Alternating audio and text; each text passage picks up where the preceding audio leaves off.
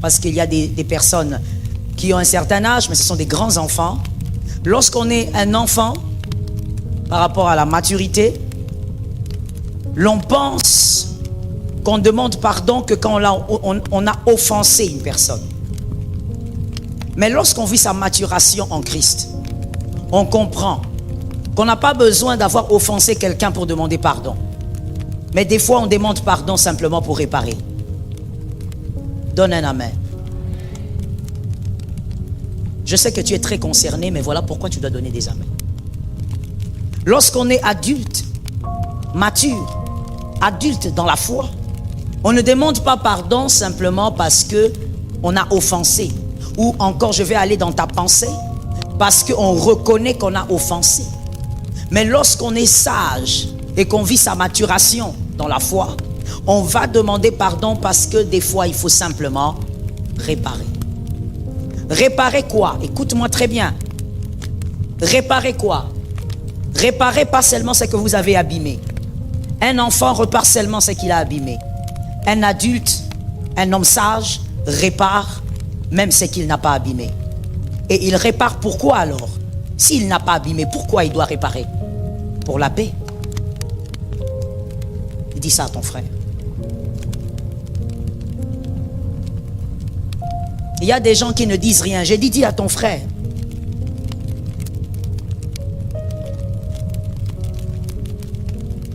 La réparation n'est pas seulement une affaire de destruction. Dieu le fait d'ailleurs avec toi. Dans ta vie, toutes les choses que Dieu a eu à réparer, ce n'est pas ce que lui avait créé. Mais il y a des choses que tu as créées toi-même, par tes erreurs, par tes péchés. Mais Jésus est venu réparer quand même. Ouais. Tu avais foutu la honte sur ta vie. Tu as péché, tu as fait des choses horribles. Il y avait l'opprobre sur ta personne. Mais regarde comment Dieu t'a réparé. Regarde comment Dieu a réparé ta personne. Regarde comment il a réparé ta réputation. C'est pas lui qui avait abîmé. C'est pas lui qui est allé pécher. Voilà l'esprit de Dieu. Et voilà la maturité dans l'esprit de Dieu. Quand je dis la maturité dans l'esprit de Dieu, je parle de ta maturité entrant dans l'esprit de Dieu. Lorsque tu as une certaine maturité dans la foi et que tu entres dans l'esprit de Dieu, c'est-à-dire que tu as la perception de Dieu, tu ne vas pas réparer seulement parce que tu as abîmé. Et ça, j'entends ça tous les jours, tout le temps. Pasteur, ce n'est pas moi qui ai commencé. C'est à elle de réparer. Ce n'est pas moi qui ai démarré. C'est à lui de faire. Qui vous a dit qu'on repart seulement ce qu'on a détruit? La sagesse répare pour la paix. Et d'ailleurs, la sagesse, lorsqu'elle répare pour la paix, voilà pourquoi elle n'attend pas que l'autre fasse le premier pas pour réparer. La sagesse a besoin de la paix. Dis-le à ton âme cette fois-ci. La sagesse a besoin de la paix. Une âme sage ne vit pas dans les conflits. Une âme sage n'est pas conflictuelle. Une âme sage n'aime pas les problèmes. Il y a des gens ici, vous aimez les problèmes. C'est-à-dire quand il y a les problèmes, toi c'est comme une deuxième respiration pour toi. C'est comme lorsque les personnes étaient malades de la Covid et qu'on les mettait sous oxygène. C'est comme ça que toi tu te sens quand il y a des problèmes autour de toi. Tu as l'impression qu'on t'a donné de l'oxygène. Tu aimes quand il y a des conflits. Et tu es là en train d'aller à gauche, à droite. Il y a des conflits, il y a des problèmes, il y a des problèmes. Tu te sens heureux dans les problèmes. Il y a des gens comme ça, conflictuels. Vous avez choisi Jésus un jour. Vous vous êtes convertis, mais vous êtes restés conflictuels. Vous êtes restés des hommes et des femmes à problème. Je veux préciser quelque chose ici avant d'évoluer. Les personnes, il y a deux types de personnes conflictuelles. Le premier type de personne conflictuelle, c'est ce type-là qui crée des problèmes. C'est-à-dire, il est tellement conflictuel que lui crée des problèmes. Quand il n'y en a pas, il sait comment engendrer les problèmes. Mais le deuxième type de personnes conflictuelles, ce sont ces personnes qui pensent être bonnes alors qu'elles ne sont pas bonnes. Qu'est-ce que j'ai envie de te dire? Ce sont ces personnes qui ne créent jamais des problèmes. Mais ce sont ces personnes qui aiment entendre des problèmes. Ce sont ces personnes qui ne créent jamais des problèmes. Non, non. Tu ne vas jamais entendre son nom pour dire il a fait telle chose. Non, jamais. Lui ne crée pas. Mais lui, il aime lorsque les problèmes sont créés. Il aime ça. Il se nourrit de ça. Et vous verrez cette personne venir en souriant, en train de dire, tu as appris que Lucien a des problèmes avec Léonel? Il est content. Elle est contente. C'est le deuxième type de personne conflictuelle. Toi-même choisis de quel côté tu es et tu dois guérir. Donne un amen comme ta sœur a donné un amen. Toi-même choisis dans quel couloir tu es et tu dois guérir. Dans la présence de Dieu, face à la parole de Dieu, on ne vient pas montrer à la parole de Dieu qu'on est parfait parce qu'on ne l'est pas. On vient là justement parce qu'on n'est pas parfait. Il y a un exemple que j'ai toujours aimé, je connais cet exemple depuis que je suis enfant, mon père répétait ça souvent dans les cultes de famille. Là où la parole de Dieu est un miroir, vous vous regardez et vous êtes transformé à son image. Tu sais pourquoi est-ce qu'on consulte un miroir? Je voudrais vraiment que tu m'écoutes ce soir. Que tu prennes un peu ton semblant et ton hypocrisie, que tu mettes ça dans ta poche et que tu m'écoutes. Tu sais pourquoi on consulte un miroir? On consulte un miroir parce que on sait qu'il y a certainement des erreurs sur son corps qu'on n'a pas vues. Et le miroir va nous permettre de voir. On s'est habillé seul, on s'est coiffé seul, on s'est maquillé seul, mais on va quand même consulter le miroir. Pour dire au miroir, je sais qu'il y a un défaut quelque part dans mon corps, alors dis-moi c'est où? C'est pour ça qu'on consulte un miroir. C'est parce qu'on sait qu'il y a un défaut qu'on n'a pas vu. Et c'est ça la parole de Dieu. Lorsqu'on vient devant le Seigneur, on reconnaît qu'on est mauvais. C'est pour que la parole de Dieu nous change. Ça ne sert à rien d'écouter une parole qui ne te change pas. Donne un amen. Ça ne sert à rien d'écouter une parole qui te berce. La parole de Dieu n'est pas une berceuse.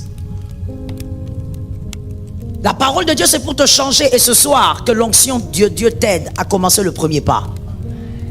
C'est tout un processus, nous le savons. Mais ça ne doit pas être une justification pour baigner dans le péché. Ça ne doit pas être une justification pour rester dans le mal, dans un cœur noir. Tu es là en train de dire, c'est un processus que tu n'as jamais commencé. Certes, c'est un processus, mais tu dois le commencer. Je disais, le deuxième type de personnes conflictuelles, ce sont ces personnes-là qui ne créent jamais des problèmes. Ces personnes n'engendrent jamais des problèmes. Vous n'entendrez jamais ces personnes avoir commencé quoi que ce soit de bizarre. Mais ce sont des personnes qui aiment entendre le problème. Un homme de paix, une âme de paix n'aime pas les lieux à problème. Quand il y a des problèmes, il se sent mal à l'aise. Parce qu'il aime la paix. Une personne de paix, elle éteint le feu. C'est pas un pyromane. Mais vous voyez, les personnes conflictuelles sont des pyromanes.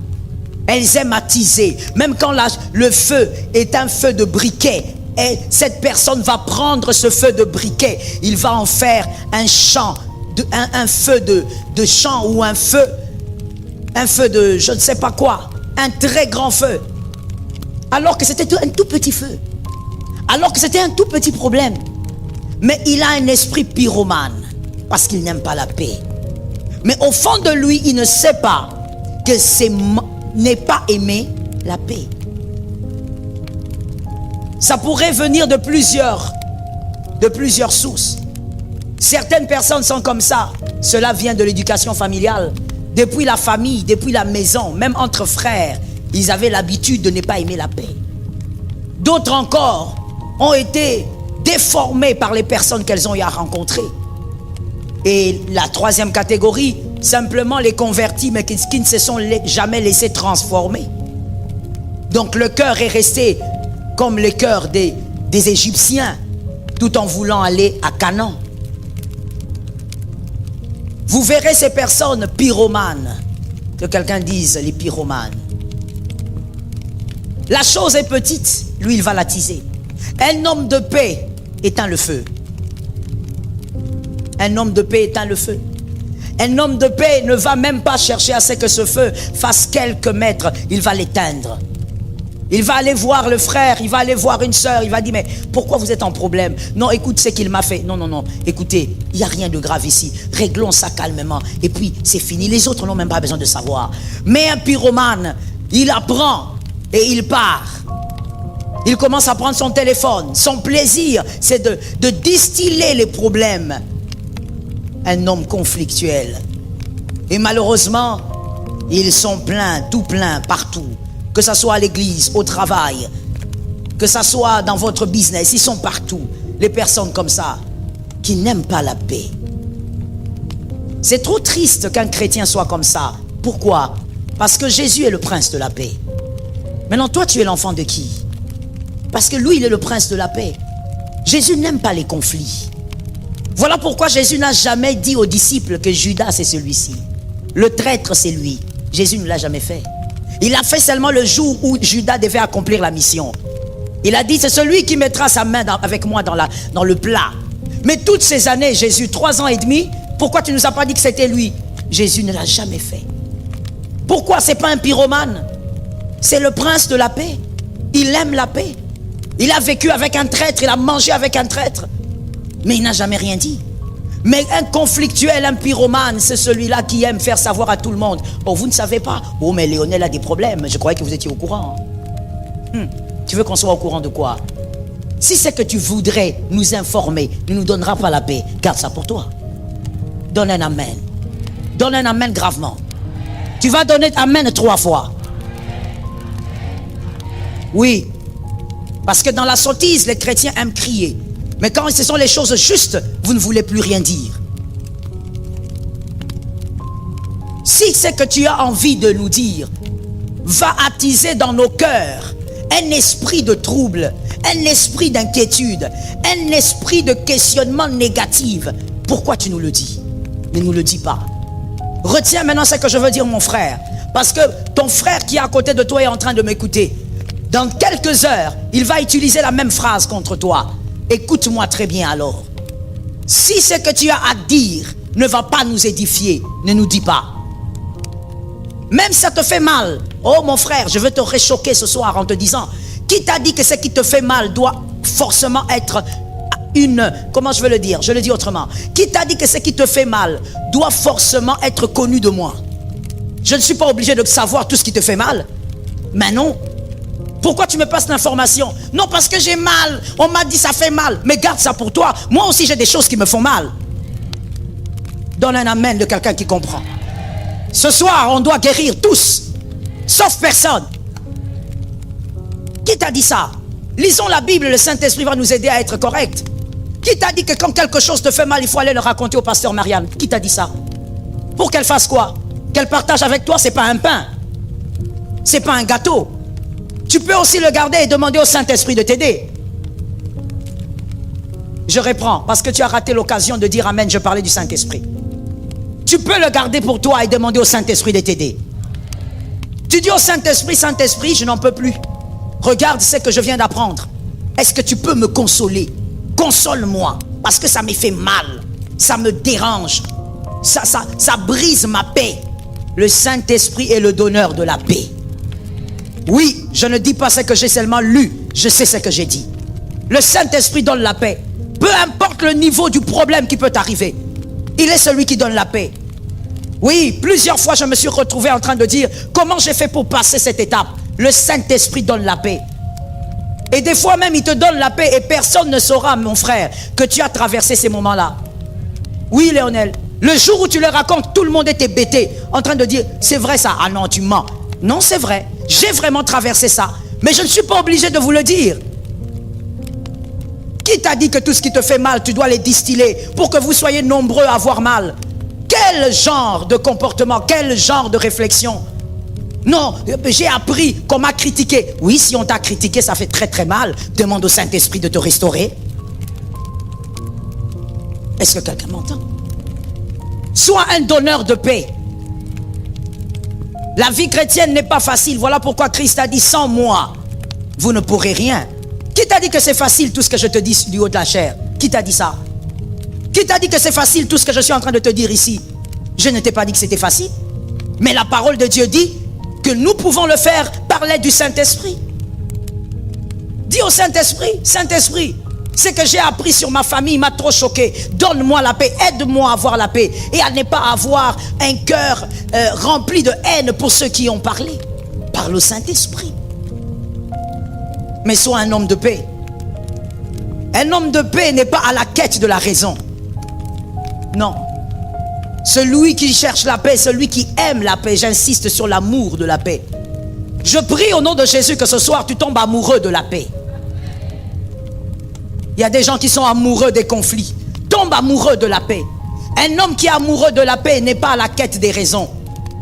C'est moi qui ai raison. On va savoir que j'ai raison. Je vais appeler, j'appellerai Lucien, j'appellerai Janine, j'appellerai Léonel, j'appellerai Marc, j'appellerai tout le monde. Ils doivent savoir que c'est moi qui ai raison. Ça te donne quoi à la fin? Que les hommes disent que tu as raison. Quand tu changes, tu sors plutôt du lieu. Ça te sort comment? Tu sors grandi? Quelque chose s'est ajouté dans ton compte bancaire? Ça change quoi? Ça change ta taille? Ça change la couleur de ta peau? Qu'est-ce que ça a changé? Ton âge? Ça t'a ajouté la longévité sur terre? Pourquoi tu cours? Pourquoi tu es en quête de la raison comme ça, comme un gamin? Pourquoi? À un moment donné de la vie, on fonctionne selon sa maturité. On n'a pas besoin de courir derrière la raison. Tu as raison, j'ai raison. Et ensuite, ça nous donne quoi? Ce qui compte, c'est d'avoir la paix. Si les hommes ne te donnent pas raison, Dieu qui sait que tu as raison, lui finira par te donner ta part. Et d'ailleurs, je vais te dire quelque chose que moi j'ai découverte dans le parcours de la foi. C'est que très souvent, Dieu va s'organiser pour que les hommes ne sachent jamais que c'est toi qui avais raison. Ça fait partie du brisement. Et ça t'apprend l'humilité. Ça t'apprend l'humilité. Dieu va s'organiser. Tu seras là en train de dire, non, non, non, je sais. Dieu comme il est juste, un jour. Mais c'est aussi sa justice que de t'apprendre à être humble. Je reprends la phrase pour celui qui dormait.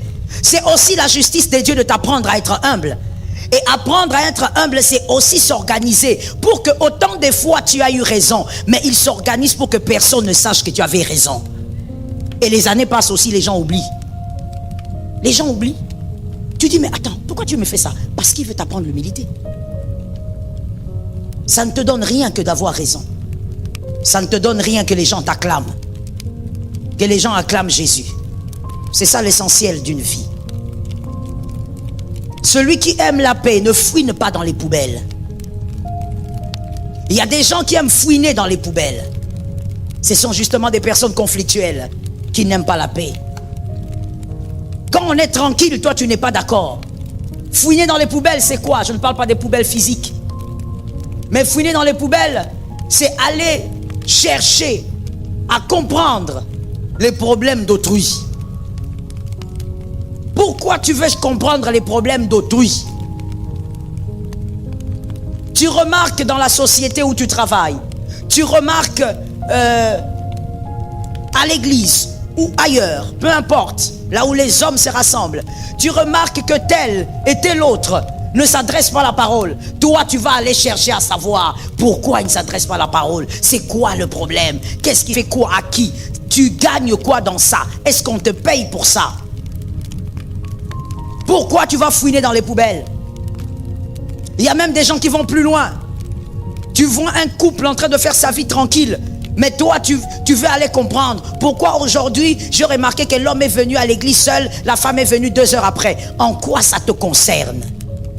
Dis à un voisin, on doit arrêter ça. Non, dis-lui bien, on doit arrêter ça. Pourquoi tu vas fouiner dans les poubelles? En voulant fouiner, tu vas aller écouter ce que tu ne devrais pas écouter. Oui, en allant fouiner, un jour tu vas aller apprendre que celui en qui tu te confiais était en train de te trahir partout. Je veux le dire autrement pour quelqu'un qui m'entend. En allant fouiner, tu risques d'aller te créer des blessures. Parce que tu aimes trop fouiner. En allant fouiner, tu vas découvrir que ton meilleur ami sort avec ta femme. Tu aimes trop fouiner. En allant fouiner, tu vas te créer des blessures. Tu ne vas pas te faire du bien. Mais les personnes conflictuelles aiment ça. Tu fouines à gauche, tu fouines à droite. Tu poses la question à Juliette. Où est-ce que tu as appris ça? Oh non, c'est Niclette qui m'a appris. Et Niclette, elle a appris des Jean-Luc. Jean-Luc, toi, comment tu sors d'une file pareille? Comment toi, oh my God, comment tu entends des choses sortant d'une file pareille? Parce que tu cherches quoi? Vous savez, une personne qui est amoureuse de la paix, lorsqu'il y a des problèmes autour d'elle, la première réflexion ou la première pensée, c'est de savoir quelle est la solution. Ce n'est pas de fouiner. Est-ce que quelqu'un me capte? Ce n'est pas de faire quoi? Fouiner. Qu'est-ce qui se passe ici? Pourquoi ça se passe ici? Pourquoi comme ça c'est ici? Pourquoi comme... Et après, je veux dire à quelqu'un ce soir, je veux vraiment qu'on s'entende. L'être humain est tellement compliqué. L'être humain n'est pas aussi malléable que tu le crois. Que quelqu'un dise l'être humain est compliqué. Il n'est pas malléable comme tu le crois. Je veux vous dire une chose. Si j'apprends aujourd'hui que Lionel a dit des trucs sur moi, il a parlé avec Marc, avec Juliette. Si je fouine, je découvre par exemple que c'est que Lionel sait, c'est que Juliette sait, c'est que Marc sait et tout ça. Ça vient d'un certain Luc, on prend Luc. Ça vient d'un certain Luc. Même si j'allais vers ce fameux Luc, je découvrais la source. Je prenais Luc et je le mettais là. Je me mets à dire à Luc, toi tu as parlé de moi à Lionel, à Marc, à tel. Je veux vous dire une chose. Après cette causerie, Luc va vous donner le dos, mais rien n'aura changé. Rien.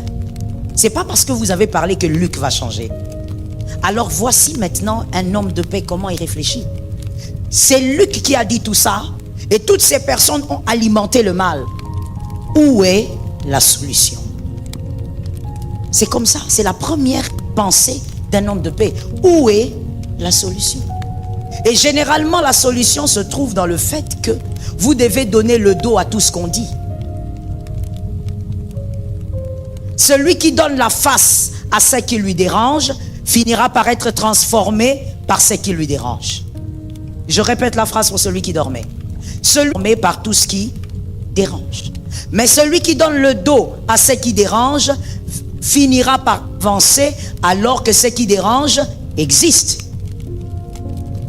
Celui qui donne le dos à ce qui dérange finira par avancer malgré que ce qui dérange existe. Sois un homme de paix. Aime la paix. J'insiste sur le fait qu'il faut tomber amoureux de la paix. Lorsqu'on aime la paix, on est amoureux de la paix ou amoureuse. On ne se retrouve pas partout. On ne peut pas se retrouver partout lorsqu'on est amoureux de la paix. Lorsqu'on est amoureux, amoureuse de la paix, on ne peut pas être partout. C'est-à-dire donc, on ne peut pas être avec tout le monde. On sélectionne son entourage parce qu'on aime la paix. Jésus n'était pas partout. Quand je dis Jésus n'était pas partout, je parle du Jésus homme qui marchait avec les 12 disciples. Jésus était avec les disciples, il n'était pas avec les pharisiens. Mais je connais quelqu'un parmi eux qui était avec les disciples et qui était aussi avec les pharisiens. Il a fini par avoir des problèmes. Vous voyez de qui je parle? Judas. Judas avait l'habitude d'être avec ses frères, les disciples, avec Jésus. Mais à des moments, il s'évadait aussi pour aller être avec les pharisiens. Et nous tous, nous connaissons la fin de Judas. Il est le seul disciple qui s'est pendu. Un homme de paix ne peut pas se retrouver avec tout le monde. On dit soyez en paix avec tout le monde. On ne dit pas retrouvez-vous avec tout le monde. C'est pas écrit. Alors des fois nous confondons cela. Lorsqu'on dit soyez en paix avec tout le monde, on se dit, c'est-à-dire qu'il faut forcément que je me retrouve avec tout. Tu ne peux pas te retrouver avec tout le monde et être en paix. Forcément, tu dois mettre des limites face à ton entourage. Il y a des personnes que tu dois simplement écouter de loin et ne pas approcher pour être en paix. Il y a des personnes que tu dois simplement voir de loin et ne pas en paix. Quelqu'un peut me dire, mais pourquoi? Mais non seulement pour être en paix, mais aussi parce qu'on n'a pas tous les mêmes valeurs. Une personne avec qui vous n'avez pas les mêmes valeurs, vous finirez par avoir des problèmes. Est-ce que quelqu'un m'entend bien? Toi, tu as des valeurs comme quoi tu te réveilles, tu bosses, après la prière, tu bosses et voilà, tu te focalises sur ta vie, tu te focalises sur ce qui te fait avancer. À un moment donné, tu dois aller peut-être siester pour te revigorer et puis le soir, tu as encore un autre programme. Mais lorsque tu vas dire à ton ami ou je ne sais pas qui, voilà, je dois aller siester parce que le soir, j'ai un programme. Louis, parce qu'il n'a pas les mêmes valeurs, il appellera ça de l'orgueil. Il dira, il m'a laissé ici à la véranda, il est allé dormir. Dormir, ça veut dire quoi? Est-ce qu'il est un bébé? Pour lui, ce sont les bébés qui dorment. Pour lui, le sieste ne veut rien dire. Et donc, il va considérer ça comme de l'orgueil. On ne peut pas être avec tout le monde. On doit sélectionner les personnes avec qui on doit être. Et cette sélection ne dépend pas de l'argent. Quelqu'un m'a dit, ça ne dépend pas de l'argent. Cette sélection ne dépend pas des diplômes. Quelqu'un m'a dit des diplômes. Cette sélection dépend des valeurs chrétiennes. Des valeurs. Ce sont les valeurs qui font l'homme. Ce sont les valeurs qui bâtissent l'homme. Donc, il s'agit ici des valeurs. Il y a des personnes qu'il faut juste observer de loin. Et veille sur la paix. Un homme de paix attirera des faveurs vers lui. Un homme de paix va frayer des chemins dans le désert. C'est-à-dire, à des moments compliqués de la vie, toi, tu auras des solutions. Parce que tu es un homme de paix. Il y a des hommes, il y a des femmes qui viendront vers toi. Simplement parce qu'ils savent qu'avec toi, ils auront la paix.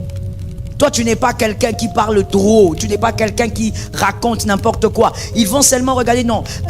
Connaissant cet homme-là, je crois que je peux l'avoir à côté de moi. Ce n'est pas quelqu'un qui parle beaucoup. Connaissant cette femme, je crois que je peux la garder à côté de moi. C'est une personne qui aime la paix. Tu vas attirer des personnes qui vont t'ouvrir des portes. Parce que tu aimes la paix. J'ai dit à quelqu'un, toute personne équilibrée aime avoir autour d'elle des personnes de paix. À moins que tu sois diabolique ou encore que tu sois conflictuel. Tu te nourris des conflits parce qu'il y a des gens comme ça. Mais si tu es une personne équilibrée, normale, ayant les valeurs de Dieu, tu dois aimer avoir des hommes de paix autour de toi. Des personnes non seulement qui te donnent la paix mais qui vivent dans la paix. Ce ne sont pas des gens où vous entendez dans leur couple tous les jours il y a des problèmes, tous les jours. Et la raison est laquelle? Oh, de toutes les manières, c'est normal. Dans un couple, il y a toujours des problèmes. Mon frère, dans un couple, il y a des problèmes, mais il n'y a pas de problème tout le temps. Chez vous, c'est tout le temps. Vous dormez avec, vous vous réveillez avec. Quelque chose qui m'a fait rire. J'en ai ri pendant des heures. J'en ai ri pendant des heures. Je ne savais pas qu'il y avait des familles qui pouvaient devenir toxiques pour leurs tout petits enfants à ce point. Je crois que c'était le vendredi passé. L'homme de Dieu était en train de prêcher à la Cité Verte, famille glorieuse. Et il a donné un exemple. Il a dit, il y a des familles où papa, maman se battent. Et les tout petits enfants chantent. C'était la première fois que j'entends cette chanson-là. C'était la première fois que j'entends cette chanson-là. Les petits enfants chantent. Satan, côté là-bas, c'est pas possible. Traduction, papa et maman se battent et les tout petits enfants chantent. Satan pénètre ces hommes qu'ils se battent. C'est pas possible. C'est pas possible. Ça veut dire les petits enfants sont en train de chanter pour leurs parents. Et les parents sont là aussi, ils veulent se battre devant les tout petits. Ça, c'est la première chose qui m'étonne. La deuxième chose, c'est que tout le monde trouve normal le fait que des petits enfants invoquent le diable. C'est une invocation. Une invocation claire. Ce n'est même pas voilé, vous voyez les signes comme vous aimez là. Non, vous avez vu la main qu'elle a fait là. Non. Mais une invocation claire, limpide. Satan vient et entre ici, entre en nos parents. Donc des enfants sont dans l'incantation, dans l'imprécation diabolique. Et tout le monde trouve ça normal. Pendant que les enfants font des imprécations, les parents sont en train de se déshabiller pour se battre. Et tu vas te demander pourquoi ton fils à un certain âge est allé entrer chez le marabout. Pourquoi ta fille à un certain âge est allée toucher des gris-gris pour aimer les hommes. Mais depuis qu'elle est petite, elle invoquait le diable. Ce n'est pas une chanson, c'est une invocation. Et ça, tout le monde trouve normal. Regardez jusqu'à quel niveau les personnes conflictuelles, ils sont même toxiques pour leurs enfants. Un enfant qui a chanté ça quand il était petit, est-ce qu'il aura un problème pour se battre avec sa femme? Il aura un problème pour se battre avec son mari? C'est sans problème.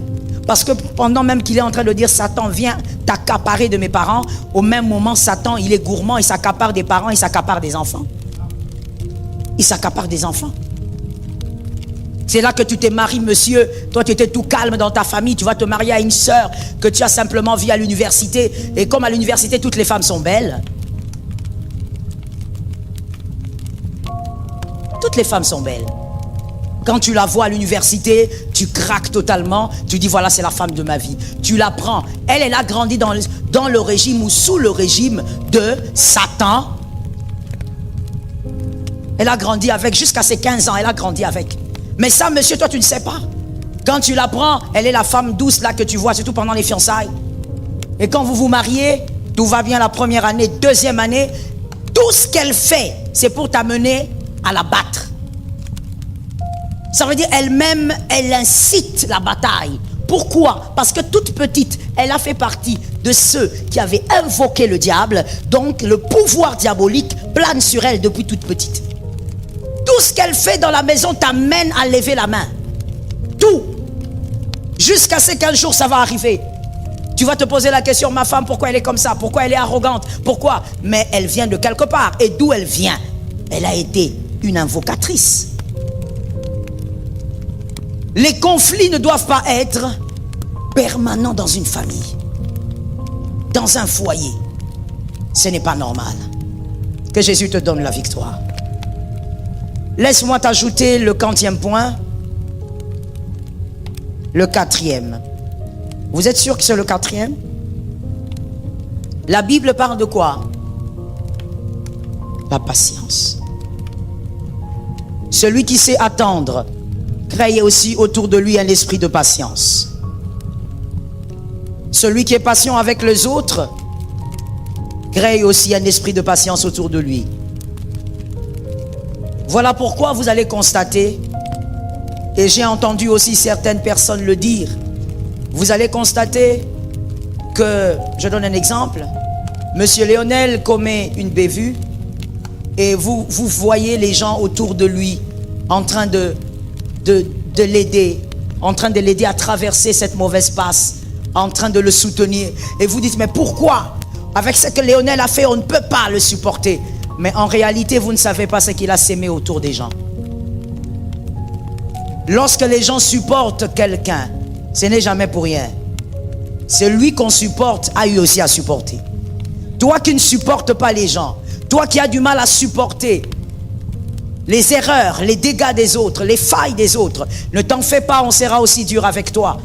Ce n'est pas moi qui le dis, mais c'est un principe de la vie. Celui qui a supporté, celui qui a été patient, on sera aussi patient avec lui. C'est comme ça que vous voyez, justement, je rentre à l'exemple de Lionel parce que c'est important. Cet exemple va aider les autres. C'est comme ça que vous verrez qu'il y a des personnes qui sont autour de Lionel malgré ce qu'il a eu à faire. Des personnes qui l'aident à traverser des mauvais moments, traverser ces moments difficiles. Et vous êtes en dehors de l'histoire, vous dites, mais pourquoi ils font ça? Pourquoi il y a toujours des gens autour de lui? Lionel nous a fait du mal, Lionel a fait ceci. Mais vous ne savez pas pourquoi ces personnes sont là. Ces personnes sont là parce que Lionel a sémé dans leur vie la patience. Celui qui a sémé la patience autour de lui recevra la patience. On sera patient avec lui, on sera patient avec ses enfants. Là où lui ne sera pas, il y a des gens qui vont supporter ses enfants. Parce que lui aussi a eu à supporter. Est-ce que quelqu'un m'entend bien? J'aimerais parler en parlant de la patience, j'aimerais dire à quelqu'un, nous ne sommes pas pareils. Merci pour cet amen. Je reprends donc pour celui qui n'a pas entendu, nous ne sommes pas pareils. Je reprends pour celui qui dormait, nous ne sommes pas pareils. Oui, de par notre éducation, nous avons des profils différents. Et ce profil-là, ce sont des profils qui feront en sorte qu'on ne réagisse pas de la même manière face aux problèmes. Est-ce que quelqu'un m'entend bien? Oui, je veux peut-être choquer, mais c'est important ce choc-là. Il y a des personnes au milieu de nous qui ont grandi dans une telle fragilité Au point où dès qu'on le touche un peu, il se sent très mal à l'aise. Parce qu'il a grandi fragile. Et peut-être que parce que aussi il a été beaucoup battu par les parents ou beaucoup insulté. Mais il y a d'autres qui ont grandi avec un mental de fer. C'est-à-dire dès l'enfance, il a grandi avec un mental de fer. Alors ce n'est pas ce que toi tu vas lui faire qui va bouger sa vie. On n'est pas pareil. Et mon frère, même la Bible reconnaît qu'on n'est pas pareil. C'est pourquoi la Bible a dit que le fort soutienne le faible. C'est dans la Bible, ce n'est pas moi qui ai créé ça. Même la parole de Dieu reconnaît qu'on n'est pas pareil, on n'a pas la même force mentale. On n'a pas la même force en tout. Quelqu'un d'autre peut être là, face au péché. Il prie, il dit Seigneur, délivre-moi du mal. Et le Seigneur lui donne la victoire. Parce qu'évidemment, il croit. Mais un autre encore, face au péché, n'a même pas la force d'appeler le Saint-Esprit, il tombe dans le péché. Alors j'ai dit à une âme, ce n'est pas parce qu'il est tombé, ce n'est pas parce qu'il est plus faible qu'il faut l'écraser. Il faudrait donc que le fort soutienne le faible. Est-ce que quelqu'un m'entend? Il faut que tu apprennes à être patient avec ceux qui n'ont pas grandi comme toi. Oh yes, you have to. Il faut que tu apprennes à être patient avec ceux qui n'ont pas eu de mère. Les hommes qui n'ont pas eu de mère, par exemple. Je donne seulement un exemple. Quand je dis n'est pas avoir, je parle de n'a pas grandi. Ok? Parce que tout le monde a une mère. Les hommes qui n'ont pas grandi avec une mère, par exemple, qui n'ont pas eu cette grâce, cette opportunité, le Seigneur a décidé autrement pour plusieurs raisons de la vie. En général, je dis, les exceptions existent, mais on ne peut pas enseigner sur base des exceptions. En général, ces hommes-là sont très capricieux. Ces hommes-là sont difficiles à gérer. Ces hommes-là, des fois, sont même révoltés. Ils ont un esprit de révolte. Et donc, mon frère, vous vous rencontrez à l'église, mais il n'a pas grandi comme toi. Il n'a pas ton profil. Sois patient avec lui. Un jour, il va peut-être être meilleur que toi. Cet amen est pourri, donne un amen. Sois patient avec lui. Il pourrait être meilleur que toi. Oh, je prends seulement un exemple biblique. Jonathan, un homme extraordinaire. Jonathan, le fils de Saül. Jonathan, un grand chef d'armée. Jonathan a grandi dans la royauté. Il a commencé à se former comme un soldat. Déjà préadolescent, comme dans tous les royaumes du monde. Déjà préadolescent, on formait ces garçons à être rois demain. Mais un jour, il rencontre un berger qui, lui, n'est pas aimé de son père. Qui, lui, ne mange même pas à table avec son père. Tout ce que ce berger fait, c'est garder un petit troupeau, alors que ses grands frères sont bien casés dans l'armée. Mais ce berger, qui semblait être un homme faible, être un homme sans soubassement ou sans fondement, ce berger a été plus puissant que Jonathan. Il faut seulement être patient avec David, il est peut-être meilleur que Jonathan. Il faut se calmer des fois quand vous êtes avec les gens, mon frère. Quand vous êtes dans une communauté, vous êtes dans votre travail, vous travaillez, vous êtes un leader, vous travaillez dans votre business, vous êtes entrepreneur, vous avez des gens que vous avez engagés. Soyez patient avec les gens parce que nous n'avons pas le même profil. Ne cherche pas à ce que toi tu as appris pendant 17 ans, le temps où tu as grandi avec ton père, que quelqu'un l'apprenne en un seul jour. Ça ne sera pas possible. Arrête d'être égoïste comme ça. Arrête d'être méchant comme ça. Toi, tu as eu le temps de l'apprendre avec ton père. Lui aussi doit avoir le temps que Dieu va lui accorder. Est-ce que quelqu'un m'entend bien? Lorsque nous voyons par exemple les filles ou même les hommes qui n'ont pas eu aussi la grâce de grandir avec leur père ou d'avoir une certaine proximité, parce qu'il y a des gens qui ont grandi avec papa dans la même maison, mais il n'y a jamais eu une proximité. Papa n'était pas son ami. Alors résultat, c'était seulement un monsieur qui était là et qui était le père, le géniteur de tous, qui donnait à manger, qui habillait tout le monde, mais il n'y a pas eu une relation d'amitié. Et vous verrez que ces personnes aussi, lorsqu'elles grandissent, elles n'ont pas de repères, elles n'ont pas d'image masculine. Et donc ce sont des personnes qui ont des attitudes qui émanent d'un certain déficit. Mais si toi tu veux absolument qu'ils deviennent comme toi, tu manques de patience et tu peux rater quelqu'un de très bien. Tu manques de patience et tu peux faire passer à côté de ta vie quelqu'un de très bien qui pourrait t'aiguiser. Est-ce que quelqu'un m'entend bien? Oh oui, mon frère. Parce que celui qui n'a pas ce que tu as aujourd'hui peut demain avoir ce que tu n'auras pas demain. Je le dis à quelqu'un qui est derrière. Celui aujourd'hui qui n'a pas ce que tu as aujourd'hui peut demain avoir ce que toi tu n'auras pas demain. Donc toi, tu ne peux pas regarder en disant, qu'est-ce qu'il va me donner, qu'est-ce qu'il va faire pour moi, comment il va m'aiguiser. Non, mon frère, la vie est longue. Des choses peuvent arriver, sois patient. Apprends à être patient avec les autres. La patience vous permet de vous asseoir avec les grands. La patience vous permet de ne pas rater les amis de la destinée. Les personnes n'en est jamais ratées dans la destinée. Des personnes qui vont ouvrir vos yeux, qui vont vous aiguiser et vous apprendre des choses nouvelles. Que Jésus t'aide, que tu sois un homme patient. Que Jésus t'aide, que tu sois une femme patiente. Mais écoute-moi très bien, celui qui est patient ne juge pas. Parce que c'est contraire à la patience. Quand on est patient, on ne juge pas. Quand on est patient, on attend tout en aiguisant si on peut. Si vous pouvez aiguiser, vous aiguisez. Mais vous attendez. Si vous pouvez former, vous formez. Mais vous attendez. Si vous pouvez transmettre, vous transmettez. Mais vous attendez. Je me rappelle à un moment donné, il y a des personnes qui disaient, et le pasteur Joël, est-ce qu'elle ne constate pas que telle, on parlait d'une certaine dame, telle est une personne bizarre, elle est compliquée. Pourquoi le pasteur la garde autour d'elle? C'est une personne qui est difficile à gérer. C'est une personne qui est ceci et cela. Et voilà une fois, le jour où l'un d'entre eux a eu le courage de venir me le dire en face, me dit, mais tu sais, maman, en réalité, nous, on ne comprend pas. On ne comprend pas pourquoi tu gardes tel autour de toi. Parce que nous tous, nous voyons, elle est... We were in love that never meant to stay. Some things are real, even when they fade.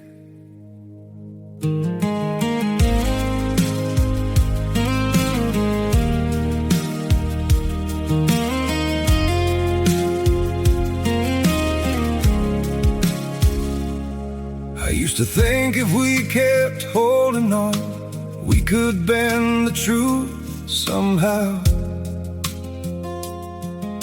But love can't fight what's pulling us apart, and it's breaking us down now.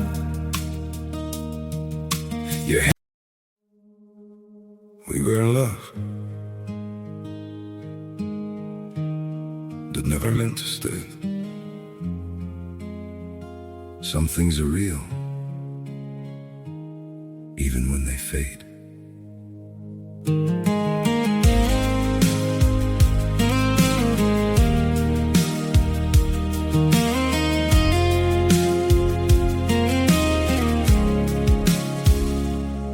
I used to think if we kept holding on, we could bend the truth somehow. But love can't fight what's pulling us apart, and it's breaking us down now.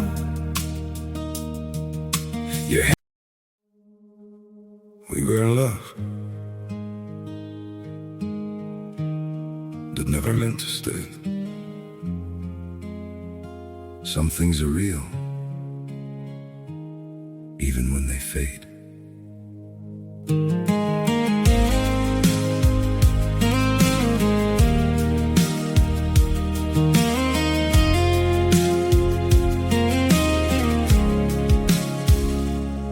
I used to think if we kept holding on, we could bend the truth somehow.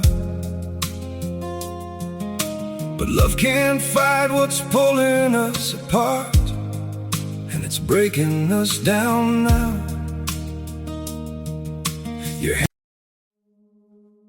We were in love. Comme ça, elle est comme ça. Alors je l'ai regardé.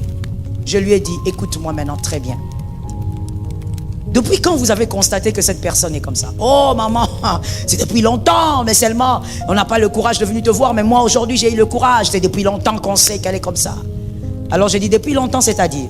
Mais depuis longtemps maman, ça veut dire peut-être 2-3 ans. J'ai dit ok. Et ça fait combien d'années que cette personne est avec moi? Mais maman, on ne sait pas, nous on l'a trouvée. J'ai dit oh ok, ça c'est une très bonne réponse. Vous l'avez trouvée? Ah d'accord.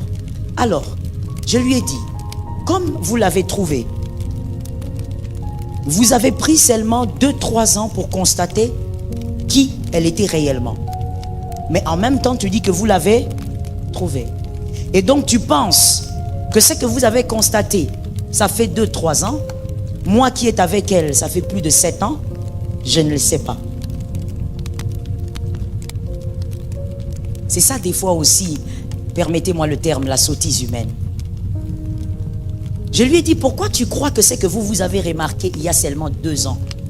Moi, je suis avec cette personne depuis plus de 7 ans. Et vous croyez que je ne vois pas ça? C'est seulement vous qui voyez. Parce que vous êtes loin. C'est seulement vous qui constatez. Non, mais maman, on se dit que si tu le savais, tu n'allais pas permettre qu'elle soit à côté de toi. J'ai dit, oh, donc vous croyez que vous êtes meilleur. Et vous êtes meilleur pourquoi? Parce que vous n'êtes pas tout près. Je leur ai dit, tout ce que vous avez constaté est infiniment inférieur à ce que moi je sais d'elle. Et je parle du côté négatif.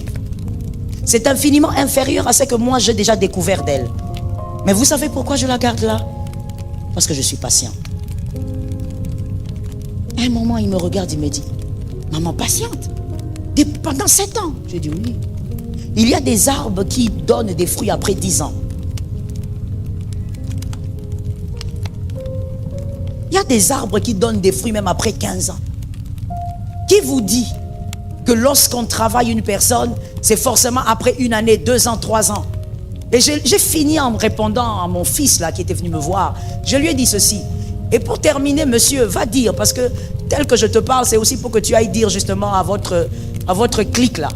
Va leur dire que vous voyez, parce que vous êtes au loin. Vous avez fait des constats négatifs sur elle. Moi, je suis prêt. Comme je vous l'ai dit, je connais bien plus que tout ce que vous avez dit là. Mais comme vous êtes loin, vous êtes aussi incapable de voir les progrès. Mais moi qui suis tout près, je sais qu'elle progresse. La patience, savoir attendre. Celui qui sait attendre aura des hommes fantastiques autour de lui. Je bénis celui qui a entendu. Je finis en disant, David, j'aime beaucoup David, un profil extraordinaire. David, la Bible dit quand il fouillait Saül, il s'est entouré des hommes de rien. J'aime ça parce qu'on les appelle les hommes de rien. La Bible les décrit d'ailleurs. Des hommes endettés, des hommes ayant des problèmes partout. Certains même étaient des fouillards, des wanted comme on dit. Donc des hommes vraiment de rien, les hommes dont la société n'a pas besoin. David se fait entourer de ces hommes-là. J'aime le profit de David parce que David, en fouillant Saül, il n'a pas cherché des guerriers. Il a accepté les hommes de rien. Tu sais pourquoi? Parce que lui-même était un homme de rien. Lui-même savait d'où l'Éternel l'avait sorti et il comprenait donc que Dieu pouvait transformer n'importe qui. Cet amen est pourri. Je reprends la phrase pour celui qui n'a pas compris. David savait que Dieu pouvait transformer n'importe qui. J'en profite pour dire à quelqu'un dans cette salle, et je suis du haut du pupitre sacré, je viens te donner une information. Tu n'as pas le monopole du devenir des hommes. C'est Dieu qui transforme les hommes et Dieu peut transformer tout homme. Aucun homme n'a le monopole de la transformation des autres. Alors moi je dis du haut de cette chair, je crois en toi et je sais que tu vas y arriver. Je crois en toi et je sais que tu deviendras meilleur. Je crois en toi et je sais que la parole de Dieu va te changer. David savait, David y croyait. Il a traîné avec des hommes de rien. Si c'était aujourd'hui, nous tous nous aurions dit, David, qu'est-ce que tu fais? C'est une boulette. Pourquoi tu t'entoures des hommes comme ça? Tu es poursuivi par une armée et toi tu t'entoures des hommes qui ne savent même pas tenir une lance. Mais après quelques années, l'homme de David a été patient. Comme Dieu a été patient avec lui, il a été patient avec les hommes. Après quelques années, les mêmes hommes sont appelés les vaillants de David. Ce sont des hommes capables d'entrer dans la troupe armée et de sortir avec de l'eau. Je dis à une âme, ce qui est faible aujourd'hui peut devenir fort demain. Je comprends que tu ne dises pas amen, tu as un problème. Je dis ce qui est faible aujourd'hui peut devenir fort demain. Ce qui est faible aujourd'hui peut devenir un témoignage demain. Je le dis autrement, celui qui est la risée des hommes peut devenir la référence demain. Je le crois et je le déclare. Celui qui semble être rien aujourd'hui peut devenir puissant demain. Il peut être le modèle de force demain, le modèle de puissance demain, le modèle de la sanctification demain. Oh, je croyais que je parlais à une âme qui m'entendait. Ce qui est invisible aujourd'hui peut devenir visible demain pour plusieurs. Parce que Dieu a fait un travail. Je dis à quelqu'un, sois patient avec ton frère. Sois patient avec ta sœur. Sois patient dans ta famille. Sois patient avec ton mari. Sois patient avec ta femme. Sois patient avec les hommes avec qui tu travailles. Sois patient. L'incompétent d'aujourd'hui peut être fort demain. Est-ce que quelqu'un m'entend bien? L'incompétent d'aujourd'hui peut être une référence demain. J'encourage quelqu'un en disant, ne te laisse pas éblouir par ceux qui sont meilleurs que toi. Ils viennent aussi de quelque part. Autant ils sont meilleurs aujourd'hui, toi tu peux être meilleur en 2023. Ça tombe sur toi au nom de Jésus. Autant ils sont meilleurs aujourd'hui, toi tu peux être meilleur en 2024. Il y a aussi ton espace pour être meilleur. Ne te laisse pas intimider par ceux qui chantent plus que toi, par ceux qui travaillent mieux que toi, par ceux qui prêchent mieux que toi, par ceux qui prophétisent mieux que toi. Je dis à une âme, sois patient avec toi-même. Tu peux être une référence demain. Est-ce que je parlais à quelqu'un? Tu vas dire ce que je suis en train de dire à un homme de foi. La Mercedes d'hier n'est plus une mode aujourd'hui. Est-ce que quelqu'un l'a dit? Que quelqu'un dise à un autre, la Porsche d'hier n'est plus d'actualité aujourd'hui. Elle était belle hier, mais aujourd'hui il y a d'autres Porsche. Aujourd'hui il y a d'autres Mercedes. Je dis à quelqu'un, crois en toi-même. Si les hommes ne sont pas patients avec toi, Dieu est patient. Si les hommes ne croient pas, Dieu, lui, il croit. Vaut mieux un chien vivant qu'un lion mort. Si tu es vivant, c'est parce que Jésus croit. Si tu es vivant, c'est parce que Jésus sait que tu vas y arriver. Si tu es vivant, c'est parce que Jésus compte sur toi. Je dis à celui qui est là-bas, Jésus compte sur toi. Jésus compte sur toi. Jésus compte sur toi. Jésus compte sur toi. Jésus compte sur toi. Jésus compte sur toi. Jésus compte sur toi. Jésus compte sur toi. Jésus compte sur toi. Jésus compte sur toi. Jésus compte sur toi. Sois patient.